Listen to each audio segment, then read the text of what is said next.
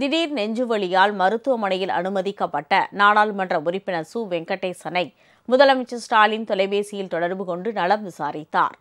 Marxist communist கட்சியின் 24வது மாநில மாநாடு விழுப்புரத்தில் கடந்த 3ஆம் தேதி தொடங்கியது. இன்றுடன் மாநாடு நிறைவு பெறும் நிலையில் மாநாட்டில் மதுரை நாடாளுமன்ற உறுப்பினர் சு. வெங்கடேசன் கலந்து கொண்டார். இந்நிலையில் இன்று காலை அவருக்கு திடீர் நெஞ்சுவலி ஏற்பட்டது.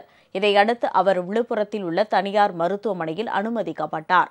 அவரை பரிசோதித்த மருத்துவர்கள் 6 மணி நேரம் மருத்துவர் கண்காணிப்பில் இருக்க அறிவுறுத்தினர். இதனைத் தொடர்ந்து அவருக்கு தொடர் சிகிச்சை அளிக்கப்பட்டு வருகிறது.